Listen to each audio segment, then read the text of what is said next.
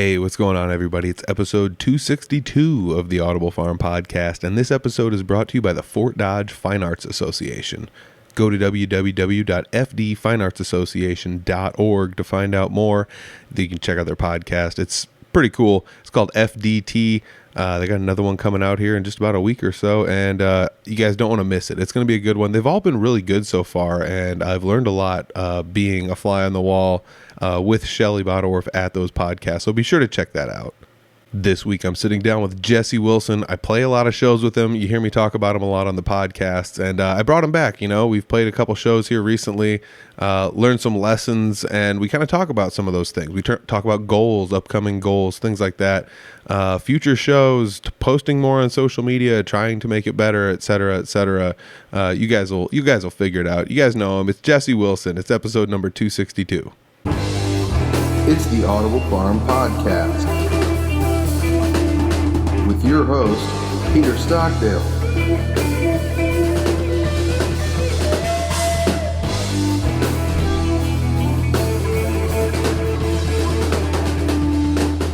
Sit down, Jesse Wilson, the guy that I probably play the most shows with, honestly. Yeah. So, I don't know. We played just this last weekend. It was at Ragbri event, and it was in Milford. And it was another one of those events where it's like, you're going to be out in the sun all day. Yeah. So much so to the point where it's like, we were next to a big truck, and you had to basically like lean against it to get in the shade because the sun's Correct. right over top of you. Yeah. You know, so that was another one of those shows where it's like, you know, thankfully there's, you know, sunscreen, et cetera, et cetera. A little bit of shade from the flag. It was such a big flag. Yeah, huge flag. Yeah. So I was thinking, you know, actually at that show, I was like, I really don't need sunscreen. This is for everybody that listened to that solo episode, was talking about this. Jesse always brings sunscreen. It's necessary. My verbiage is I'm not tougher than the sun. I know that. So that's true. Yeah, just don't miss any spots, because that's kind of what happened the one time for me. But I was like, I'm tanned enough now, it won't matter. And there's like a couple spots where it's like I probably should have put steel peeling a little bit. Should have put on some sunscreen. So whoops. But yeah, that event at Ragbri was pretty awesome. A lot of people, a lot of bikes. Yeah, for sure. I mean, those kind of events are always kind of fun. This is the second time I've ended up playing a Ragbri. Another time was with, I believe, you and Scott. Yep. Scott Newell. Kirkhart. I think we're in Newell. Yeah, that's right. Yep. Was that a town they stopped in, or was that I think just they're passing through? Just a pass through. I think Brady came by. We Frankensteined a group together. And yeah, Brady O'Brien. Yep. Yeah, that was really fun. That was a good time. That was the first and only time I've ever ended up playing a show with him, but it worked out so well. I think everybody's styles meshed. Oh yeah. Well enough. But I was thinking about that when we played in Milford. That was the first stop, right? It was, yep. Yep, okay. Day one also, so everybody was charged up and Oh yeah, still nobody is tired yet. Yeah. Yep. Okay. So day one, first stop, Milford, as opposed to a pass through town. What was your thoughts on that? Yeah, I feel like they were primed up, especially being day one. They were not tired yet. Everybody was still full of life and ready to have a good time, and I think we provided that for them. We had a good time. Yeah. It's weird because I feel like Newell, we were like, there's a route Thank you. By the way, we were at Beautiful Sneakers. Beautiful sneakers. I love it. Be here on Wednesday, by the way. Yes. Yeah. Well, that's going to be yesterday. Yesterday. We were here yesterday. Yes. I hope you were here yesterday. But yeah, so I remember doing that show in Newell, and we were like, the route went through, and we were like just off the side of the street, so it was like a little beer garden where we were at, where they could just like pull in and hang out for a while or whatever. And I remember that being like raucously full. Was good. And this one, which was like, we were at the very, and I feel like it was a little different because we were at the very edge of town right when they were coming to town, so we got people as they were coming in, and then every now and then people would trickle back. Yeah, a lot of passersby. Yeah, but I feel like that's one of those things, when they get to the final town, they're finally like, oh, I just got to get to a tent and sit for a second. Or shower or whatever it might be. Yeah, as opposed to a pass-through town where they're just like, yeah, I'll come through, whatever.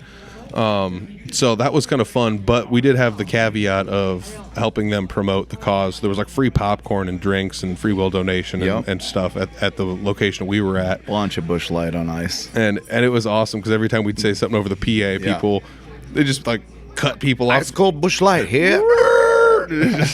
Skirting away. So fun. That was good. Those are the kind of events though too, because like every now and then you just have somebody standing up front that's just feeling it, or they're like, Oh, yeah. you're singing a song and people are just like, yeah, while they're riding by, they're just loving it. Yeah. I don't know. Now we got a lot of waves for the people that were just passing by, and a lot of woohoos. It was pretty fun. Yeah, it's wild. Like, in theory, to think that we played to 20,000 people, in theory. Yeah, passing by and stopping for sure. That's crazy. And I mean, we weren't even the main Sure. attraction. Sure. Gosh.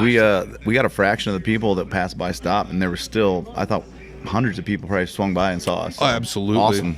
Yeah. It was wild thinking, like, because I mean, there was a big parking lot in front of us, and then like the shed was off to the one direction, but like past the parking lot, there was like trees and a grass area. There were plenty of people back there. They were hosting. I think a lot of campers were going to come. So, oh, cool, yeah, cool.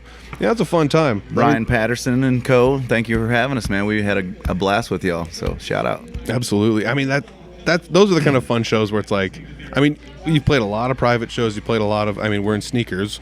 Played some of our first shows here, honestly. So.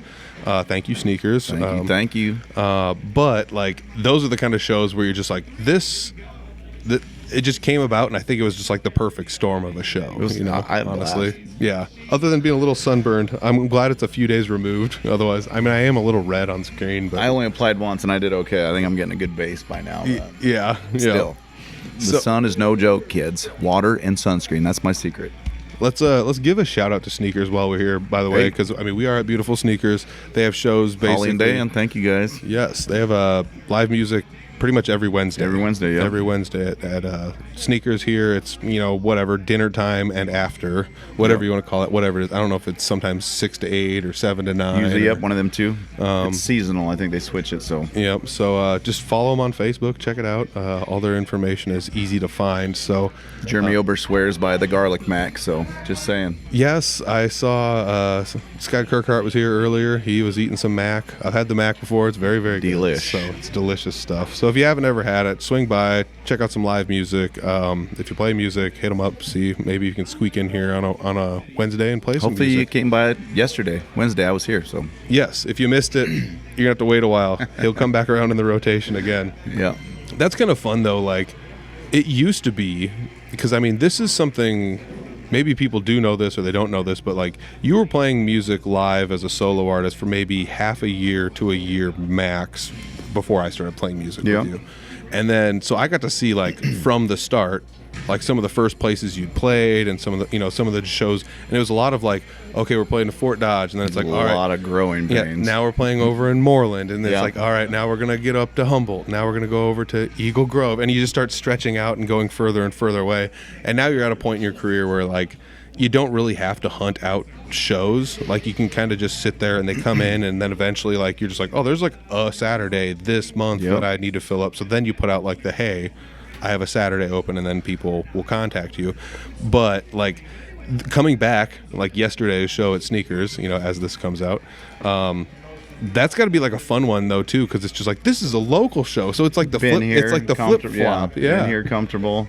It's like it comes with those short-term goals that we had, or I had, starting out, like not having to reach out for gigs, stuff like that. It's all kind of coming to a head, and it's great to watch develop. I know you've been a part of it the whole time, so you watch it all form, man. You're a big part of it, so.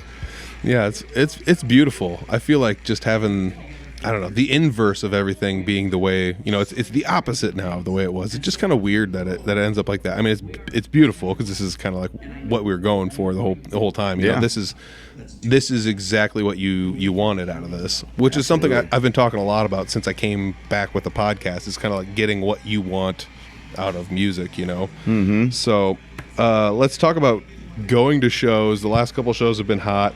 What are some of your best practices going into these shows? Because I've noticed, like example, sunscreen. It's a must, and then it is. And then we go to the show in Blue Earth, Minnesota, where we're playing Giant Days. Huge. That was amazing. That was so fun. Huge stage, great sound, awesome sound guy. We would say almost the rock star treatment they gave us there. That was pretty good. Basically, yeah. And they found a way to do it up so like they would have live music on the big stage, and then they had a small stage over by their gazebo for the break area, while everything was switching on the big stage. They'd be doing a set over there. Pretty cool, man. It was awesome. So all you really had to do was walk half a block and turn around, and you were right there. I think we got rebooked instantly for next year on the headliner on a Friday gig. So That's cool. and I think we're going back up there for a golf outing. The guy that booked us owns a country club, so we're gonna be fun. the opener coming up September 13th up at Blue Earth. So That's awesome. good things came from that show. Yeah, I mean, so that's definitely, going to a show and doing right. Which, like, the crazy thing was, like, and I'm not one to turn my nose up at too many bands or musicians, but, like, the band before us was tons of fun. They were good too. They were really good. Very good. They were younger. They'd be playing a song, and you'd be like, this is a pretty fun song. It almost has this pop punk feel to it. And then you, like, listen to it, you're like, oh, this is a Katy Perry song or something. You're like, wait a second. Yeah. Hold on a second. Yeah. So they were really good at doing Very that versatile. kind of stuff. Yeah, it was fun. And the They, band, they loved our set too. yeah, the band after us was gold money too. Oh, they were on ass too. I Yeah. can't remember their names. Dang it! I wish I could remember their names a bit. Yeah, I wish I had. I mean, my phone's over there, but otherwise, like, I would just try and peel it up and look it up. But they were fun. So, but Blue yeah. Earth, Minnesota, good event, y'all. Giant Days, check it out. So that one, the thing I was thinking, forgot to bring bug spray. Yeah, that can be a thing. I was over on the one side of the stage where all the lights were, and like every now and then you just be like, get out of here. Like, what are you doing? Quit it.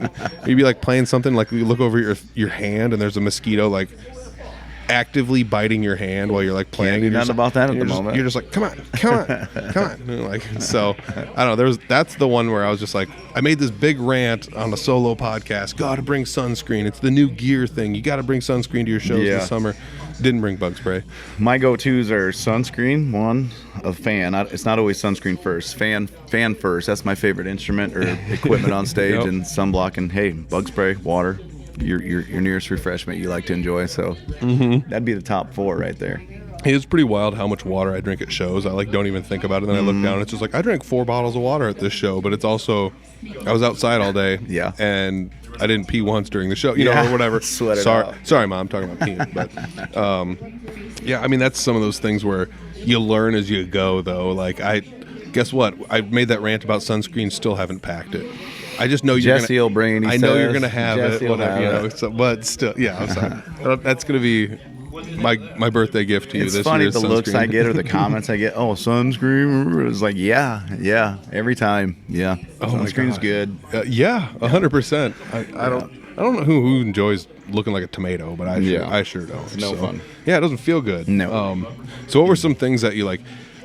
I know the fan, and the fan is funny because that's another one that I still haven't bought a fan and brought it with, but I always try and like stand in a place where I can kind of collect some of yours because it's so great to have on stage just to move some air. It sure is. So what are some things along the way that you've realized like I kind of better bring an extra one of these, or like what was like the first time you showed up at a show and you're just like, oops, I didn't bring an extra 1/4 inch, so I need to bring another 1/4 inch with me or something. The list is long. Batteries, strings, maybe a backup guitar. How about your primary guitar? That's a good one. Don't forget that. I can speak from experience there one time. I did Guitar is a really good one to bring to a show. That's a really good one. I remember hearing a story from somebody about that somebody else did forget to bring a guitar to a show. Yeah. And they made do with something else, but it was just like, well, It's not a good feeling. yeah. Dude, batteries is one that I never really think too much about. Yep. And Even a tuner. Some people a tuner battery. yeah, what are those, like, whatever 2032s or whatever those battery numbers are. Don't just look it up, correct me in the comments, whatever, but those batteries that are in like basically everything, like those are the ones that I remember needing one of those once and just not having it, and I was like, oh. Yeah, what do you do? Put your phone on your guitar or something? You do what you got to do, but And this is going to sound crazy, I found like one set of tuners I like the TC Electronics, like Unitune or Polytunes. flat rectangle ones. Yeah, they're like the little white rectangle or they're black rectangles, whatever. But like they work so well, and I like them so much that like one year when they were on sale, like on like a Black Friday sale or whatever, and they're like less than half price, it was just like $5. yeah. But Yeah. I was just like whatever. So like I always have one in my primary guitar case. I like your style. I always have one in my amp, as dumb as it sounds. It's just setting in the back of the Backup. combo amp. just in case I like bring a different guitar or play something else. And there's always one in my acoustic guitar, and then there's always one in my gig bag that I bring with. So I always have like extra tuners. So if one dies, I have a whole nother tuner I can use. You got to be able to tune your guitar. Well, yeah, there's nothing worse than like, and I've seen it so many times, and I mean we've all been around the young musicians doing this, but it's like unexcusable for like older musicians to do this, to go full blast volume, tuning their guitar with like the whole crowd gets to enjoy it. Yeah, with an amps, with their phone sitting on top of it with an app open. It's like, live and learn. Yeah, I don't know. So, need to bring a tuner. But yeah, extra cables and stuff like that. Do you feel like you finally have like the right amount of stuff to bring to shows? Or I think so, but I'm still always a little nervous before that last XLR is plugged in at a full band show or something. You know, it's like, do we got enough? Dude, I'm comfortable enough now. I know you'll have like 10 or Brad will have like 10 of whatever. So that is true. Like if because Brad's kind of wired the same way I am. Like you bring a couple extra things, even if you're not even going to need them. But like, so good example. This just got interesting. Clint Riedel just showed up. A good example of that, I'm sure he'll stop by. Yeah. A good example of that would be like, so like I always have basically twice as many cables as I'll ever need at any given show. Makes the bag a little heavy, but good practice. It's stupid, but it comes in handy. So here's an example. We're on a big stage, and I need my amp and my vocals to go a long ways to the mixer. Well, now I need to chain them together, and now I don't have all my extra XLRs anymore. So that's one of those situations where it's like, this is a good reason that like everybody brought enough extra stuff, because not everyone brings an XLR to a show or whatever it happens. Pretty comfortable in that aspect, at least now. We've done enough whole band shows where we know we're gonna probably be all right. Dude, it's funny because it'll just even be like, do you want a monitor back here? And it's just like, I got an extra. Someone's always like, I got an extra one in my car. And so there's always like an extra something somewhere for everybody. We got a pretty good group. I mean, I'm not gonna be able to bring an extra pedal steel. Sure. No. Dave's got that. He's got an extra one probably at the house, but yeah, I don't know if he travels with it. Do you, Dave? Do you have two in the van? Yeah. Well, he's got two right there. They're just different tunings. Yeah. As long as he doesn't break a string. That was so funny. I did that podcast solo episode talking about being prepared, bringing extra stuff, and Dave brought all his extra stuff and then broke his extra stuff. So you're good. So he couldn't actually end up like doing what he needed to do. He ended up stretching like a 14 instead of. He had his guitar upside down at one point at that show. Yeah, he needed an 11, and he used a 14 and just stretched it super tight. Oh, and made it work. Oh my gosh, it's so wild. But yeah, I mean that's some of the stuff where like I think it's just experience. He's got a lot of experience. Well, people talk about like, do you ever get nervous at shows? And for a long time, I would. It's just that second nature of just like, I think it's the antsiness of like, I want to get up there. Am I ready? Is everything going to be good? Bingo. But now for some reason, I figured the way around that was to bring enough gear where like, this is not going to be a problem. And that is the best feeling ever, to just be like, I don't know, the stuff's in the bag, it's all here, and if it doesn't work, I got an extra one. The show's the easy part, right? That's as soon as we play that first riff, it's just like, okay, we're good, we're here. Yep, we're in it now. So that is now actually, you just explained it there. The only feeling I have as far as like anxiety, it's like anxiety for the show to start. I just want the show to start. Sure. So that's the only thing I feel now. I'm no longer like worried, like, are we all going to fit on stage? Am I going to stand on this side or that side? Or I don't have any of that anymore, and it's all just because. Everybody brings the stuff they're supposed to bring. And anxiety at the beginning would be like, do I have 3 hours worth of songs? Are they going to like it? That's what I was nervous about. Yeah. Like, True. That was my early anxieties. I wasn't worried about how, the sound was too much. Can I get through this? True. Yeah, honestly. I mean, yeah, because at that point you're just buying, and I'm not saying cheap, but you're buying like cost-effective mixers and speakers or whatever just to get through it, and then when you finally like, oh, people do like this. All right, now we'll invest something. Even back then, like when it got to showtime, that wasn't always the chill part. It is now, But at the beginning, no, it wasn't. That's part of the growing pains, man. That is true, man. I didn't even think of that. Like there were points in time. I mean, even when I was playing with you, it's like I know how to read hands and chords and figure out keys and things, but like I don't know. I had that with you too, because it's like I've never played these songs with this person before Sure. or whatever, you know. As a matter of fact, I played bass the first couple times I played Yeah, you music with did. you, so I don't know. So yeah, I mean, being prepared definitely, I think it takes away a lot of those like weird anxiety things. I mean, even so much so where like I've started taking this to like heart where, and I mean, you can attest to this fact where it's just like I'm starting to find like little things on my car that like have been not like broken but not fully functional, and I'm just like and it's just like It's the little things that add up, make it a POS at the end if you don't start fixing them, right? yeah, and I feel that way about everything though. Like it's if this little thing and it doesn't matter, and then I'm on the same project, same band, music, whatever, going to the same show, and it's like, well, I have enough cables, but like one of them kind of doesn't work sometimes. But if it doesn't, then I can at least just do this. But then if that doesn't work, I can 3 backups. yeah. But then it's just like if my cables don't, you know, and then it's like I'll use a different amp, and then it's just eventually you're just like using a different amp and no pedals and a different guitar, and you're just like not even on your original setup anymore. Still got through the show. And you can still get through it, Yeah. but it's like those are the, like the little stressors where you're just like I can't not, you know, I can't go to a show and just hope my guitar works. No, you know, you got to be prepared a little bit. yeah. So I feel like those are the stressors you kind of got to get rid of, and I don't know. I'm sure like we all do this, but like sometimes even going through your day, it's just like this thing came up and it's like I just kind of ignored it because it's not really that important, and then like 2 or 3 days goes by and you're like, oh, I should have done this thing, and Right. I didn't do it, and you're like, it would have taken Hard, 8 you know, seconds or whatever. Growing it is. pains, you learn Yeah. from all of it. Yeah, I mean the obvious one. I've talked to a lot of people about this. My obvious one is like laundry. I just hate doing laundry, so it's like I'm buying 40 shirts then. Like, and then the dumb part about that is it just makes laundry that much more of a pain in the Yeah. butt when you have to do 40 shirts worth of Sure. laundry. And that's kind of, I guess, like the point of being prepared. I just take some of those life lessons I'm not the best at learning from, and then just apply them to other things. Well, the in my good thing life. is if it's repetitive, then it gets beat into you, you know. That's true. You definitely learn if it's giving you hassles every show or whatever. So Oh yeah, for Yeah. sure.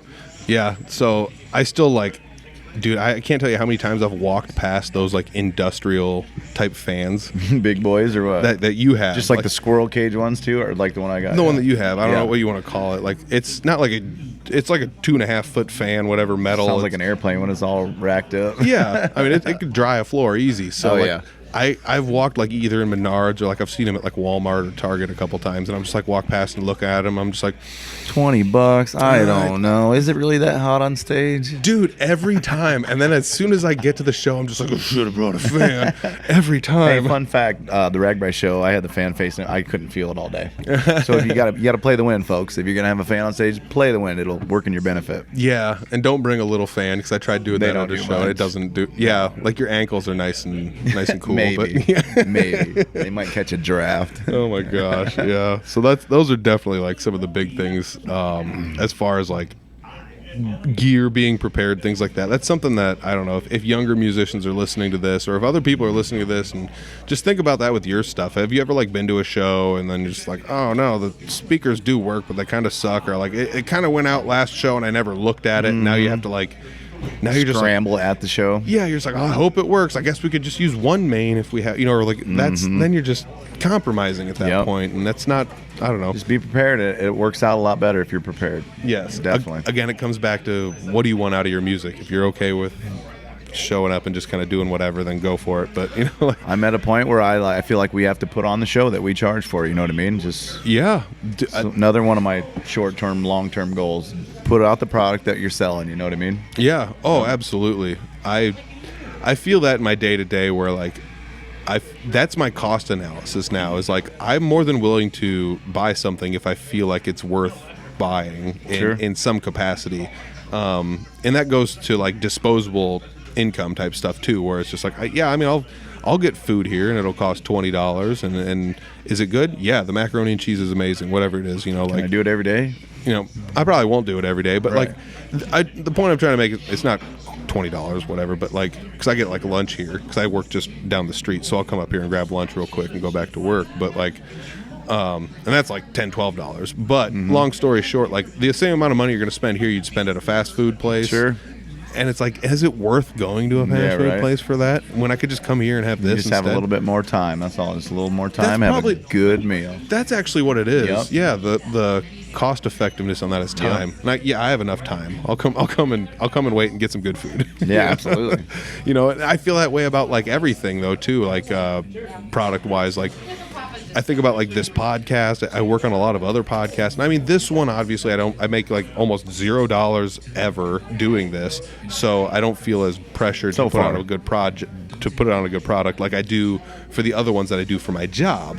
So like the ones that I do for my job, I try to take a little bit better care of them and do. Well, you're doing a fine job on Audible Farm, buddy. Thank you, I appreciate it. But like, you know, as far as like playing music, like that's my job. I talked about that on one of the solo episodes. Like I feel like it's my job when I show up to get you booked back wherever we're at, especially if it's the first time, or to like get you another booking or something, you know. And thank you for looking at it like that. That is not unnoticed. Well, I mean, I'm there to have fun. Yeah. I mean, we're not there to be jackwagons and have a party. You know, we're a business too. At the end of the day, we want to have fun, but yeah, I think it comes down to vibing with whoever. Because like, I mean, I've been in bands where partying is the object, and that's okay too if that's what you want to do. Sure. You're there to bring the party, and that's you know, that's the end game. Yeah. You know? And if everybody's partying, then you did your job. You know. Absolutely. So being good, I don't want to say it like that. Being I don't know the right way to say it. Being perfect is not the goal with those bands. Where like, and it's not like that's the goal with us either, but like the goal is to put on a good show and have a good time doing it, because you're going to feed off the fans and they're going to feed off another you. Short-term goal, get better every time. That's the short-term goal for me. Make new fans every time. That's a goal for me.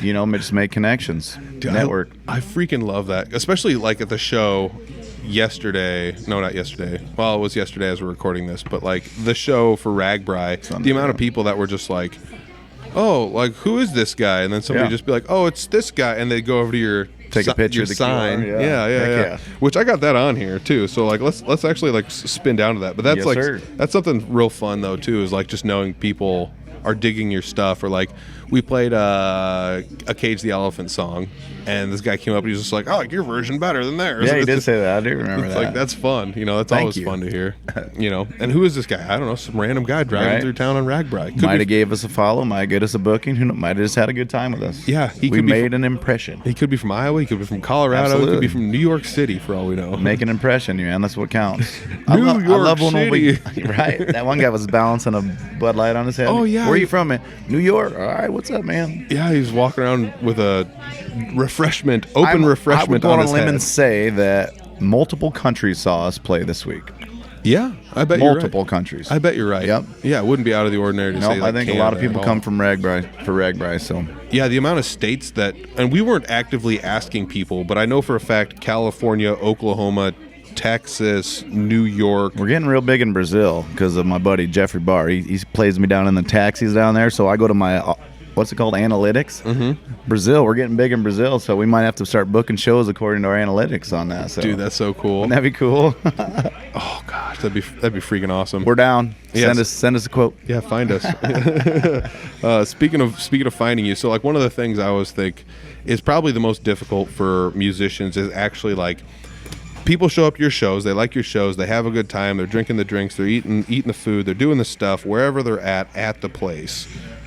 But like, how do you get people to interact with you when you leave and they're at home? Like, so like either listening to your music or going to your social medias or like following you or any of that stuff. Like, I always feel like that's the toughest. You got to plug it. It's not always the most smooth thing on stage until you figure it out, but you got to plug yourself, right? Yeah. Tell them where they can follow you, where to find you, what you got going on, stuff like that. I'm not the best talking head on stage in between songs. I'll sing, but I'm not the best at talking, so I'm still working on that. But yeah, you got to talk to them, tell them where to find you and stuff. Yeah, and so here's like the one thing, like I think you made it real easy, and I've seen other people have done this too, and this is probably the route to go. So everybody get your pens and pencils out here and start noting this down, or pull over to the side of the road and write this down wherever you listen. But the QR code on the poster that is reusable. So you've got like a canvas poster on like a stand that you can put up. There's a bunch of different places that either make those or can make them or know where to make them or etc. Whatever. Contact a graphic designer and get it done right. Pretty easily, pretty cheaply, actually. It's not overly expensive. And I've seen a lot of people with these posters, but this, I know there's probably people out there kicking themselves in the butt because they probably just bought one. Put a QR code on it. Put a QR code. Find. I don't care if it's the one place you want everybody to go. If it's your website and your website has links to everything else, I don't care if it's go to my Facebook and then from there go to everywhere. I don't care if it's your YouTube. Put a couple of them on there if Absolutely. you need to. But find the places you want people to go the most and send them there with these QR codes. Absolutely. Mine's not perfect right now. The one I'm currently running has a YouTube, Instagram, Venmo. Now I have a QR code that takes you to Linktree, which has YouTube, Facebook, Linktree, baby. TikTok, Snapchat, all in one. Linktree. I have a QR code for that. And then I might just do that one on the next flyer and then put a Venmo next to it if you want to tip the band or whatever, yeah. you know, so... Yeah, I mean, you can put that in the Linktree as well. So if it's easy, yeah. I kind of talked about this in a previous episode. Linktree, you got to get a Linktree. Cheap, dude. They're free. Yeah, they're cheap. Don't get cheaper than that. So like, you get a Linktree, and it's basically like this thing that's just like, here's all your links. You can set it up kind of like a mini website or whatever. Here's the other end of it. So like, let's say you buy, in theory, JesseWilsonMusic.com, and you go there, but there's no website there because you didn't build a website. But what you can do is you can redirect. So instead of like opening up the website, it just goes to your Linktree. Perfect. So people can go to JesseWilsonMusic.com and you can add to your website later or whatever. Yeah, you can do that Yep. later if you want to, or just leave it that way, Yep. you know, or whatever. The Linktree is the perfect way to go. I can't say it enough because you can put follow me on social media. You can at the very top you can put listen to my new single. You can Sure. put buy my merch if you have your merch set up anywhere where it integrates with the Linktree's features. You can actually just put the shop right on your Linktree, so they can buy from your Linktree. Sure, dude, it's awesome. Linktree is the best, 100%. So here's the I'll next. have to get into that where they can get merch off Linktree. That'd be easier. Yeah, lugging around 50 shirts to every show, you know. Yeah, I mean it's possible. You just have to have. I set it up on mine, so it's got to be possible with other services. We'll have to tinker with it a little bit. Cool. But yeah, redirecting a website to a Linktree, that's like, why not? You know? Yeah, why not? Make it simple. I get it. You have, you know, oh, I want to have an actual website. Well, if you don't, big deal. It's just $20 a year to have a Sure. you know, a URL, and then instead of having a website there that you pay somebody to make or whatever, you can just go to Linktree. You know, in a pinch, it works great. You know, and why not just send people there? But here's the big kicker, and this is the one I was waiting for. And I haven't really like vocalized this one on the podcast, but here's like next level stuff. So you can make links that are trackable that redirect to your link. The one I used to use a lot was called Bitly, and I would use it for like Twitter. If you wanted to have like a link on there, and like let's say the link was just like, you know, www.jessewilsonmusicisthebestmusicintheworld.com. It's really long, right? So like what you would do is you put it into this Bitly thing, and it'd be like bit.ly/JesseWilsonMusic, and you can make it like real short. And then have that be your link, and it doesn't take up characters because you have a finite number of characters. But the benefit of this also was you could like track how many people clicked on the link, and if you paid for like premium features, you could see who clicked it and whatever, all this other stuff. I never paid for anything because it's just the free stuff's good enough for me, but it is kind of fun to see who actually clicked the stuff. It's a t-shirt. So yeah, got to be cost effective. Is the juice worth the squeeze? Yeah. So with this, what you can do is there's versions of this out there anywhere. You can do this is you can create a trackable QR code, so you can see how many times it's scanned, and if you pay money for high-end features, you can see who clicked it and like where they're from, or like what their software they're using, or whatever it happens to be. If you want to get really crazy with it, you got to hit up a marketing company like the one I work for to really start tracking analytics. Sure. And that's beneficial because you can see where people are digging you. You could book shows in the area. You could advertise that way as well, right? Yeah. Yeah. The easiest way to see is, let's say you have the 3 links on your Linktree. Let's say you just put them on your poster, right? You got the 3 links on your poster on the QR codes, and what if you could see how many times everybody scanned each one of those? That'd be cool. That would be kind of neat. Even if you don't get any more deeper data than that, you could be like, well, I had 10,000 people over the last few years scan this, whatever for Instagram, and only like 1,400 have scanned the YouTube one. Sure. And 300 have scanned the Venmo one, or whatever it happens to be. So you can find these like stats where you're like, oh, All right, so people do like the Instagram. Yeah. It seems like, Be cool to see. Yeah. So I mean, even in a You could even make your post accordingly. Like, okay, they're digging YouTube more. Or something, you know what I mean? Maybe Yeah. bump up your posts on YouTube compared to whatever. bingo, because I that's like because that's where people are going. So Yeah. so that's something you could do. And I mean, like I said, you can get free versions of this. It just takes a little bit of time to set this up, and that's obviously the thing that a lot of people just don't want to waste their time on doing all this stuff. But if you do, you can set it up in a way where you can actually see how many people are clicking them. You can do this Nice. with graphics online. You can do this with here's the ultimate one. If you really want to get super crazy, do it with stickers. Put a QR code with your logo I like at the that. bottom, and I then like that. and then see how many times somebody scans the QR, and you can put them in anywhere you want, and then like it's just That'd like be this cool. random sticker Free QR. advertise, not free, but Yeah, advertising. yeah, So just things like that. I don't know. Those are some of the things, and I have noticed like lately, because I mean we do talk about this, and then not to doldrum extent, but like you have started posting on social media, not like a pile, but you've been posting more. You know. Yep. And I have. Have you seen any impact? Have people interacted with you more? Yeah, the posts will get more likes or more shares and stuff like that. I think the more consistent you are, it just keeps building your audience, and I think it's it's what you got to do, really, right? Yeah. You got to do it. I mean, the consistency is the key. Yeah. And that's the thing that Another short-term goal: post 3 times, whatever a week, whatever it is. That's another one of my short-term goals. I'm glad you noticed that. It made me feel good about that. So. Yeah. Well, I mean, even at like a couple of the shows we played at recently, it's just like I'll see something. It's just like take a picture next to this, green giant thing, or whatever. And then we were Sprout. at the oh yeah, Sprout. We were at the Ragbri show, and you're like, stand over here and take a picture of me. And I'd like lean up, and I'm like, oh geez, there's a huge flag behind American you. flag. Like that's awesome. So I take a few pictures, and you cropped it, and it looked great. Vision. That's what it takes, and it just takes 2 seconds. And I get it that not everyone wants to do that, but sometimes it's fun. One of my favorites is Jordan Beam. He's like in the middle of shows doing it. Oh yeah. Y'all get loud. And people are going nuts. Yeah. Getting up there like almost singing in his microphone Jordan for him. he's an ace at his marketing online. I'm very, very impressed. Good job, Jordan. Yeah, go back and listen to that episode because he talks He's got a lot about of info on that. I took a lot of the info off that podcast. Dude, yeah. For sure, especially with like creating all your own events and then making sure there's not a duplicate event, and then putting, if you want to promote it, Analytics of it, he you said. can look into the analytics. You press the ones that aren't doing so hot, you might do a little more sharing or whatever. With it, Yeah. Oh man. So here's something that it's not on my list, but like, do you have a Facebook page yet?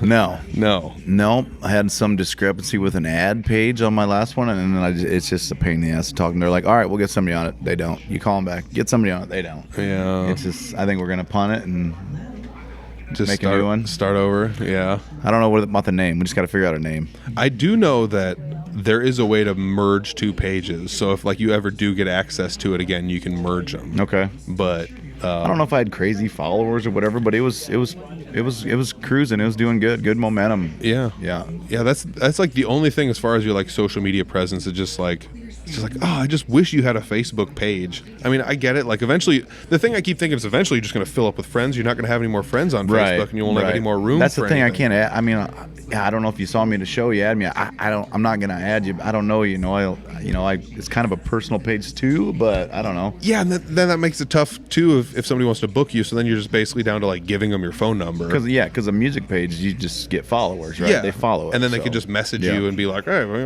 want to book you at my shindig for whatever," or.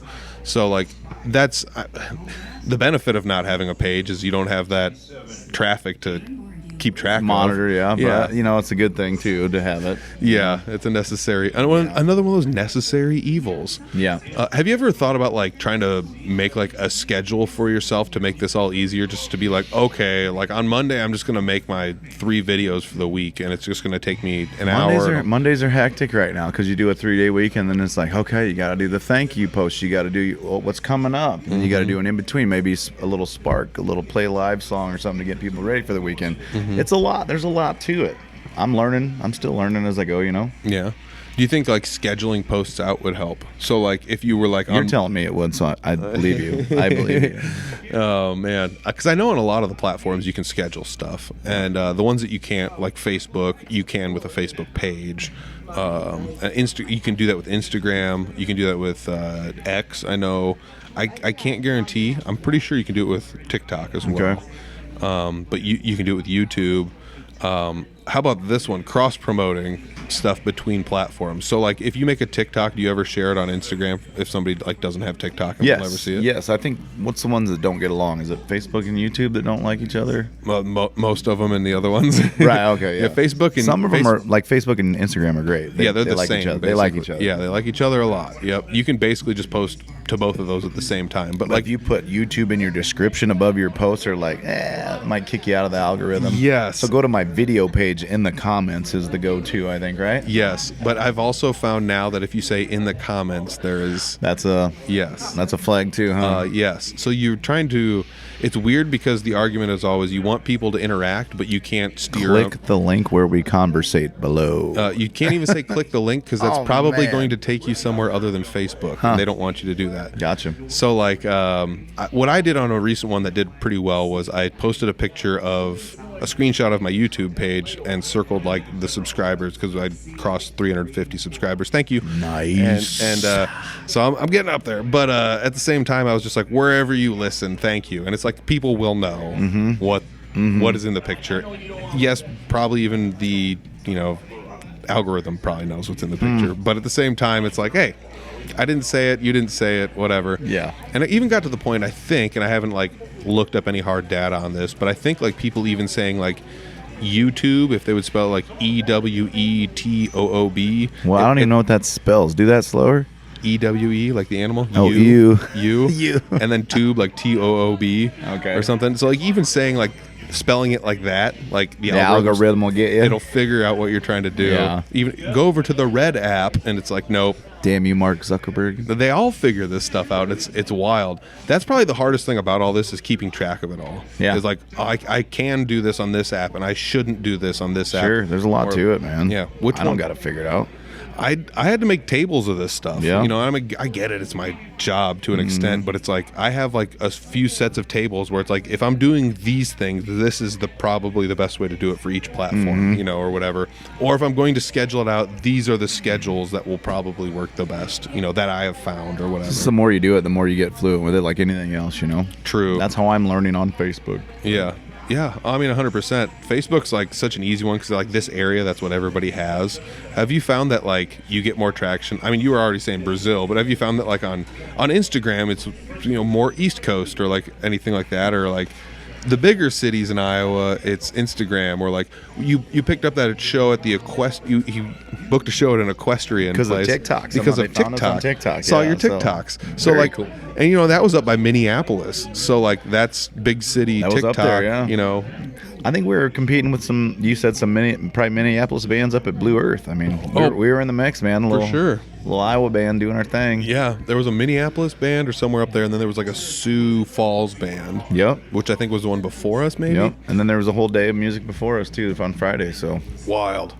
Yeah, I don't know. I feel like different people use different platforms, and it kind of just makes sense to get as much of the stuff on all of the platforms as you can. I think you have to anymore. Yeah, I mean, I tested it a little bit with Audible Farm, where it's just like I'll make some clips and we'll throw them out there and see what happens. I've noticed you're all over my feed. I mean, I'm liking and sharing, so that helps. Like and share, everybody. But yeah, you're all over my feed. Yeah, I started. I don't know. I was basically like, let's just post once a day on every platform, a video, and just see what happens. And I started even seeing it on my personal feeds. Yeah. And I get it. It's my, other page or whatever. But it's like, I don't always see what I post on Audible You post Farm. the same video a couple times too? Do you do that? I'll post like different versions of the same thing, basically, where it'll be like you and Bob Johnson's all over my feed. Dude, yeah, Bob Johnson. That was a good dude. Bob Johnson episode was so good. Yeah, that was like a learning lesson in and of itself. I think all of the older guys that I've interviewed, in the last couple months, it's just like, geez, these guys. You listen to those episodes. Yep. It's a different monster. Yeah, like it is completely different than what those guys had to do to learn music and cool what they did. Getting the backstory. Music. So cool getting everybody's backstory on that. Do you think you would have survived as a musician trying to do in 32 with a one-string guitar? I don't know. Like, I don't know if I'd have made it. Doing what they're doing. Like it's just like, I guess I learned some chords or whatever, but you have to like listen to the record and be like, yeah. There's no YouTube, no guitar tabs. I mean, no. Yeah. There's no, yeah. I suppose you got to do what you got to do. If that's what was available, if you want to do it, that's what you got to do. Yeah, I mean, I'm sure it's one of those like farmer things or whatever. You just do what you do and you don't even question it. Right? You know, Like, that's really hard. How did you do that? Well, it's just another Monday. Yeah, I just did this, and then somebody else, before you know it, you're just learning alongside somebody else. I feel like there was a lot more community involved in music back then compared to now. There might have been, because you had to get out to see. You couldn't just stream it in your bedroom or whatever type deal, True. Yep. Yeah, otherwise it was a record, and that might be the opposite end of it. Like, well, back then you had to sit and listen to music on a record, or otherwise you were listening to the radio. That was the only way to portably listen to it. It's the first record you remember listening to? Actual record? I got mine. Probably a Roy Orbison record. Badass. He wrote Ooby Dooby for Elvis? Yes. And ended up cutting it himself? Yes. That's a fun fact. Roy Orbison didn't make like any money off his music. Really? Yeah. That's sad. That is sad. And then he was trying to re-record everything he ever wrote so he could license it himself. Well, I hope it did all right for the guy. And he died while he was doing it. Doggone it. Yep. My first one was Corey Hart. I'll wear my sunglasses. Oh, nice. Yeah. Nice. Remember that at my aunt and uncle's house. They had a Led Zeppelin record, too. Nice. Actual Cheech and record? Chong. Actual records? Yeah, Cheech and Chong, too. Yeah. That's hilarious. Funnier than all get out. Dude, yeah. I went through a record phase and bought a bunch of records that I used... Recently? It was like before records became popular. So you could go to an auction and buy somebody's like...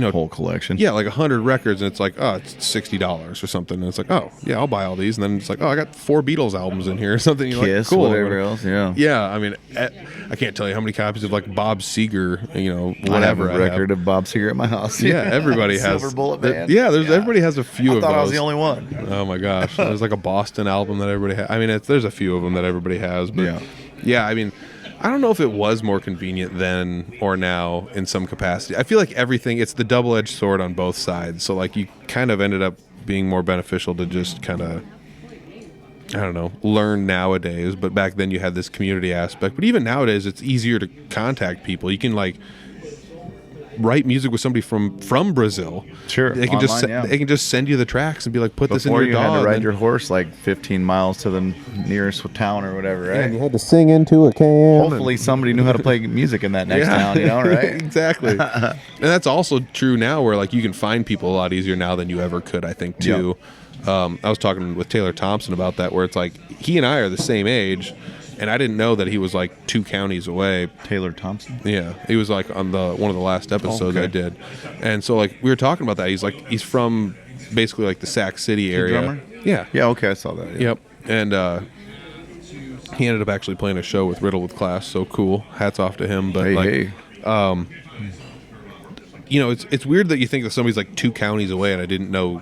He's the same age, like the same kind of music I do, and he's just over there. How would you know, right? Unless, yeah, and this is the infancy of social media. So, like, I actually ran into him through somebody from Humboldt who was playing in a band in Des Moines that was playing a show with him. So it's like I ran into him in the longest, windiest route possible. Ended up playing with Riddle with Class? Yeah, he ended up playing a show with them because they had a drummer scheduling conflict, so they needed a drummer for a show, and he 2 days learned the show. So. Where are you going? Get over here. What are you guys doing? Get over here. Oh, you guys are going to love this. Get over here. We got a visitor coming on the podcast. Guess who, everybody? Hi, kids. Well, hello, everybody. Jesse Wilson, I'm going to your house. You want to record something tonight? Sure. All right, I'll see you Molly. there. All right, cool. We'll swing over there when we're done. Love you, too. Everybody, that was Clint Riedel swinging by. I'm telling you what, like, Sneakers is a place where I feel like every time I'm in here, I know somebody in here. Yep. And it's sometimes you want to go where everybody. No, it's not. Cheers, y'all. It's not quite like that, but it's funny because, like, I'll just swing in here. Like, I pulled in here. It is like that. And it's, Clint's here. When I pulled in, Scott was here. Yep. So I don't know. We were sitting down with Ashton before you got here. Oh, yeah, you said Ashton was here? Discussing Meeting of the Minds. We yeah. might be revamping something over in Barnum here this fall. Yeah, I know he's brought it up a couple times, but that's just one of those things he wants to do, but I don't know if he's going to. It just depends on when he's going to finally follow through, or if big news coming, y'all. Yeah, you're gonna have to follow Ashton at the Junkyard on Facebook. Maybe we'll do a podcast there sometime. Hey. Get to know everybody there. But we are getting close to the end of this. We got about 10 minutes left to fill up here. So we talked about finding you online. I made the thing with the QR codes. You guys, you got to make the poster that's reusable. I can't tell you how many times, even at a show, if Jesse's tuning and has to step away from the monitor because I'm farting around, and then it's just like, hey, everybody, there. over there's a sign, and you can follow Jesse if you're wondering who this guy is. Because I mean, Jesse, you had shows all the time, are just like, everybody give it up for Peter, he's from Humboldt, and give it up for Sure. Whatever it is, Dallas, he's from Detroit, and whatever. So you're doing that whole thing. And nobody, I mean, like, I get it. Your name's on the marquee. I want my flowers, Pete. Nobody ever says your name. Usually at the end of shows, I try and tag it with everybody give it up for Jesse Wilson. But like, at the same time, it's just like, well, he's promoting his stuff. But I bet it feels more genuine if somebody else in the band is promoting your stuff too. Where it's just like, hey, if you want to find out what he's doing, that's a good place to start. Whatever, and you can find it all from there. So, like, directing people with QR codes to go find some, it's so easy. It's easier than me just being like, everybody get on Facebook, open your phones, and go to at Jesse Wilson or Instagram and then you could do it old school. Look up your favorite artists, follow them, give them a click, give them a like. They appreciate every single one of those. Yeah, do it, absolutely. Yep. But it's so much easier just to, like, while you're playing a show, just be like, hey, come to this Click stage the link. right there, and just scan the QR code. You'll figure it out.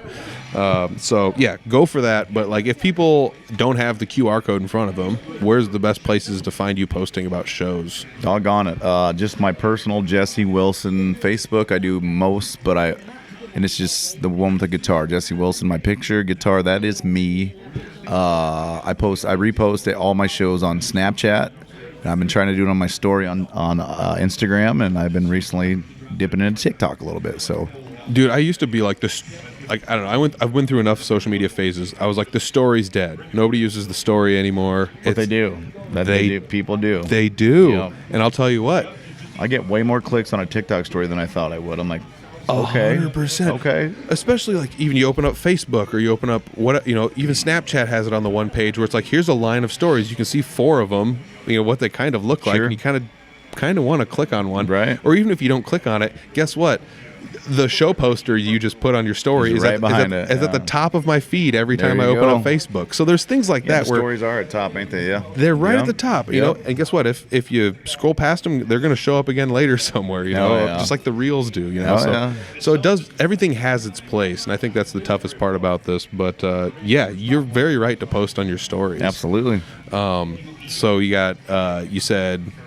Which ones were the best? Your personal Facebook. Find me as Facebook, my personal Facebook, but I always repost on my Jesse Wilson Music Snapchat and my Jesse Wilson Music YouTube. Damn it, Instagram. Yeah, Instagram. Those are the main ones I use. Yep. You have been making TikToks lately too. I have. That's a fun one. I always feel like TikToks are so.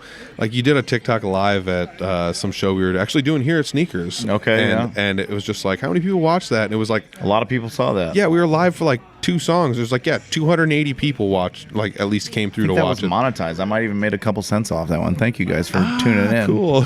But that's wild to be like 280 people. All right, that's pretty cool. But they weren't there and they still got to enjoy it. So yeah, I mean, you get a taste of it. I always think about some of that stuff where it's like I want it to be the best production and all this other stuff, and it's like they're not here. They don't get the best production. Sure. Show up to the show if you want the show. Live music only happens once. Oh, love it. Yeah, thank you, Byron, for that. That quote's always awesome. Oh, that was Byron, wasn't it? I've heard it from a lot of people, but I've definitely heard it from Byron. I gotta shout out my boy here. Look at this. I got this nice shirt, Mr. Jared Benson. Nice. I think he's putting out a song this fall that we wrote together called Again. We've been playing it live. What do you think about it with the full band? It's good. That's the one in Drop D. Yeah. Yeah, that's a good one. Y'all get ready for that studio rendition. Jared Benson's going to be good. Yeah. I feel like there's a couple songs that you've written with people where we could like spice them 2 different ways. Oh, and yeah. You could have a recording and they I'm not against that either. Yeah. We might drop this one too. Yeah. Why not? Yeah. I mean, just do the thing where you give each other the writer credit on the opposite Absolutely. one and just, whatever, 50-50 or whatever you got to do. But like, I did also notice you're wearing the sneakers hat. I just noticed that was not an accident. Well, I mean, all my other hats are sweaty from the weekend. They get so many shows in them. You gotta send them through the ringer a couple times. But dude, I at one point in time I was like, I have so many hats, I'll never need to buy new hats. And then, like you said, you go a summer of playing shows. Oh yeah, they're and done. It's just like some of these hats are just no good anymore. So. We didn't even talk about our band lineup yet. It's kind of had a little shake-up lately. Yeah, let's do that before we send it off here. All right, so all the socials for you are going to be down below, as always, obviously. So click them. Whatever he said that you liked, click on that one and follow him and interact with him. Tell him Audible Farm sent you. Hey, all the good stuff. You might get a free sticker if you come to a live show.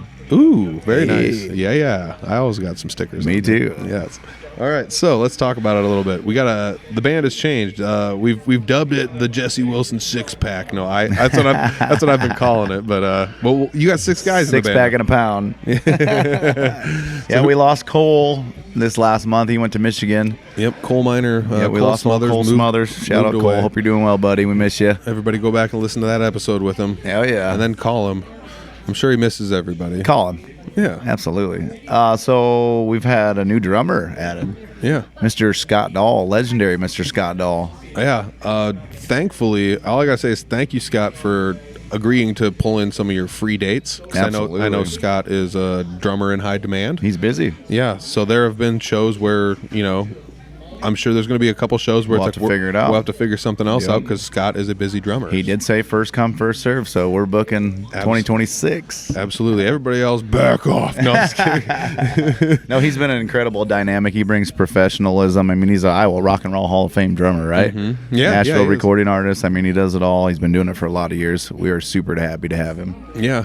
I feel like Scott is the thing about Scott I always think is fun is he's just as human as all of us because he's just like, I don't know if I don't fit in, just tell me I don't fit Yep. in, and it's just like, no, you're doing great, and so he has like the He's same. like, did you get to the job? I'm like, well, kid, you keep it up. You keep showing up and doing hard. You got a bright future. It's so funny. It's just he does the same thing everybody else does, and I was like, I don't know. I guess some of it comes down to the fact that I've known Scott since I was a little kid, so Yep. he's just like always been a man to me. But it's just like, oh, okay, yes. Scott's playing. He's like, you guys like what I'm doing? It's like, yeah, you're doing great. Yeah, It's you like, sound okay, great. just make it sure. It's just like, okay, all right. Yeah. Who else we got? We got Dave Schmieder. I mean, he's a legend in his own right. He will never accept that title, but Oh my gosh! Everywhere we go, he's the unsung hero of everything that's going on. I've seen more neck snaps with Dave in the band. He'll play that sweet steel guitar, and people are like, Yeah. what's that? What's that noise? People are like climbing through the windows The Pied of venues. Piper just gets them coming in through the windows. It is so funny. Yeah. And then we got a tall guy in the back standing there too. Taylor Smith on the violin and fiddle. Man, he's been a great addition. has also been. He's on the busy too, podcast. so he's hard to get for. We did a 5-piece up at Blue Earth because he was booked. So Yep. He's also the same with a lot of us. Full-time musician, full-time job. Like Yep. it's just so. Yep. And he's got a job that is not fully always set hours. So sometimes he has demands to that playoffs. You gotta- demands that have deadlines where Yeah. he's got to go meet and film and record things and. Yeah, he's another super great addition to the band. Taylor was. insanely talented. He's one of those guys. I mean, we've figured it out. We've all figured it out playing enough with each other. But you can kind of just turn and just be like, "Go," and he just goes. Yeah. like he can be standing there with his instrument and his violin and his bow at his side, Just waiting. and I could just turn sighing. and I could turn and say go, and it's like not even a beat later he's already playing. I don't know. He's so good at it. He has I think he's got a fun way of kind of goofing around but still adding good stuff. Is he classically trained singer too, or something like that? I don't know if he's classically. I know he can sing. He Yeah. does solo Sings his shows. ass off. So that's also really cool. Scott and Dave are in a band together called the Four Fools as The well. Four Fools, yeah. So those guys have a little dynamic going into this. I've played a lot of shows with Brad, with Clint Riedel. Oh yeah, Brad. And- Brad Hofing on the bass. Can't leave out B-Rad. Yep, and Brad has played a lot of shows with. He's a Clint. nice fit. I've been playing with Brad off and on since like the first jams I went to. So I've been hanging around Brad. He's been awesome as well. Yeah, absolutely. And Brad's played a lot of shows with Taylor as well. So we all kind of have this thing where we've all sort of played a lot of shows Yep. with each other in some capacity or another. We kind of just mesh well because I think we're all kind of on the same page as far as what we need output wise. Sure. And how we all kind of act on stage.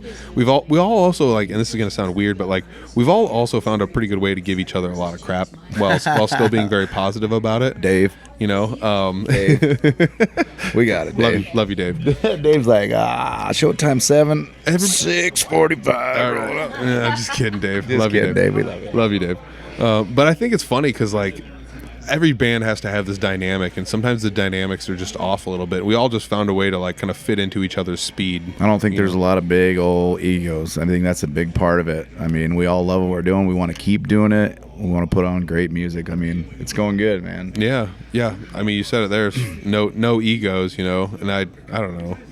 I feel like just getting your ego squashed enough is enough reason just to not really worry about it as much. Right. But unfortunately, I can't have an ego. I'm the weakest link in my band right now. So how can I have an ego? I'm just gonna get better playing with these guys. Well, I mean, it's true. Every now and then we're like saying stuff, and you're just like, yeah, I kind of get what you're saying. You know, like whether we're, you know, because me and Brad will be yelling stuff. It's just like play the fourth, and it's just like, you know, it's blues and flat. Definitely an you A know, minor. So it's just like, oh, okay, I gotcha. You know, so like you're picking up some of the stuff that we're putting down. So that is kind of fun to see people like kind of grow and change over time too. You know, and you surround yourself with great people, great things happen. You know what I mean? Yeah, and I mean, I went from a dynamic of like you and I doing duo shows, you know, and then it's just like, well, let's add a bassist, and it's like, well, let's add Owen, and Owen was very good but very young, you know. Some of the first show, maybe the first show ever we played with him was actually here at Sneakers. It might have been our Bootleggers, probably. Yeah. Yep. Which you're playing at Bootleggers tomorrow night as this comes out. So. Yep, Friday. I think you're joining me on the patio. Yes, sir. So like I'm thinking about like some of the first shows we played was, you know, like always play a show with Owen. It's like Owen's very good. He's obviously better than me, but he's still figuring out where he fits in a band sense. Oh yeah. So it was fun to bounce things around with him, you know, as a It's all been a fun ride, man. It's been crazy 5 years. You know, and I feel like you and me playing next to each other, it's like I look like I'm the guy who knows more like what he's doing, but I actually don't necessarily. That's not always necessarily the case. It's all case. the gray in your beard. That's the only reason. but when you start stacking everyone else, it's like, well, Dave can sing and play guitar. It's like, well, Brad can sing and play guitar. Yeah. Neither one of those guys are singing or playing guitar. We need 7 mics, please. Yeah. Taylor can sing and play guitar, and mandolin, and banjo. He only did that once. He brought it to Rails once. We need to do that. Yeah. So we finally got Taylor a mic, so he's singing now. Yeah. I know Scott Dahl sings and drums. He sings for the whole Ned Freely band, doesn't he? He sings the songs and drums. So it's like, why am I the person doing backup vocals when literally everybody else here sings? You're on the chopping block. Semi-professionally. That's where I'm at. That's how I feel. I'm the least talented person up there, man. What are you talking about? Not true. And yeah, it is what it is. And that's why I make myself so useful. I bring so much gear that you can't get rid of me. Yeah, that's right. You're essential. I think they call that in 2020. I'm so good at wrapping cables. You're never going to let me go. Oh my gosh, this is fun. All right, so we're getting down to the end of this. We did talk about the new band. We talked about where people can Scott find Kirkhart you. was here. He left to get a tattoo. Screw him. Whatever. He said he was coming by. He was, let's get on the podcast. Yeah. Oh, no, Yeah. I got to go. All Busy. right. All right, I guess he doesn't like the Audible Farm podcast. Just kidding. He's like one of the reasons it came back. Bring back Audible Farm. Hashtag bring back Audible Farm. So, Jesse, I gotta say thanks. Thank you, man. Let's. I know we can do it. I can help you set it up tonight if you can. We can get in to access your domain, but we should link your website that you have bought to your link tree. Let's do it. Just to send people there. It'll be see what happens. See if it's a fiasco or if it takes you right to my link tree. Yeah, it'll All work. right, It'll let's work. do it. You know, and then you can make a Facebook page. Perfect. And I'm with it. Yeah, why not? Let's get all that social media. I'm with it. Come catch us down the road, 2026, y'all. 2025 still. Dude, that's always the way it is though. It's like let's go back to your place and do a bunch of social media stuff because We'll probably just end up jamming. because you're playing 4 shows a week and you have all the free time in the world. Oh yeah. I got a few this week. I think we're at Sneakers on Wednesday, which is yesterday. Yep. Thursday, I'm going to do a writer's round, which is today. This came out down at Brick and Ivy with Cody Hicks. Come down there. Oh, sweet. If you're listening before that, go down there. It'll be the day of, right? Also, Brick and Ivy's a great place. Brick and Ivy's awesome. Good food. I played there with you, actually. Great venue, yeah. We were a 3-piece. We were a 2-piece here, I think. It's very nice. Yeah. Very nice place. Friday, we're at Bootleggers. Pete's going to be on the patio with me. Saturday, we're doing a benefit over at Rails. Come check that out. Yes. Sunday, I'll be over at the train station Alton, so Dang. no shortage of shows this week. Yeah, literally every one of those places is pretty awesome. It is pretty fun. Yeah, it's fun, dude. This is super cool. I All right, like man. that vision. So all your social medias will be down below, Cool. and we are going to take off. So thanks, Jesse. See y'all. Thank you, Pete. Yep. All right, there you go. Episode 262 with Jesse Wilson. It's fun to record at other places. I'm always kind of like leery about the audio, but it always turns out pretty good. So, rock and roll. We were at Sneakers. Make sure you check out Jesse Wilson's Linktree. I went and showed him how to like do different things on that. So he's made it really cool. And we figured some other stuff out. He's got a website, so check it out, www.jessewilsonmusic.com. This is the fun stuff we were talking about in the podcast. We actually went and did this stuff when we were done recording the podcast. So, I don't know. It takes a little bit of time. You just have to chisel out an hour or two, and you can organize a couple things and make it look really kind of cool. So, that's just basically what we were talking about in this podcast, just trying to get everything, a little bit better here and there, just taking your time, doing the things that you need to do, even if you kind of don't want to do them, lessons learned. So thanks, Jesse, for coming on the podcast. It's always fun sitting down talking with him. I get to talk to him all the time because I play a lot of shows with him, but it's kind of fun to just have this banter, and have it recorded, because I feel like we all kind of turn into different people when we're on podcasts or when we're on cameras just a little bit, so we get to have this thing where we get to talk about, how we feel about stuff. I throw ideas out at him and stuff like that, maybe I didn't prep him on, so that's kind of fun. But, when we play shows, sometimes he's just like, hey, I'm going to play this song that Peter's never played before, so we'll see what he does. And it's like, okay, all right. So, tit for tat, I guess. But thanks, Jesse. Check all his socials are down below. Just check his website. That's the easy way to get to pretty much everywhere you can find all the Jesse Wilson stuff. Otherwise, thank you to the Fort Dodge Fine Arts Association. Be sure to check out their podcast, FDT. And thank you to everybody that has listened to the podcast. And if you're watching, subscribe. If you're listening, subscribe. Same deal. Leave me a review somewhere. All the good stuff, whatever. But just thank you for listening very much.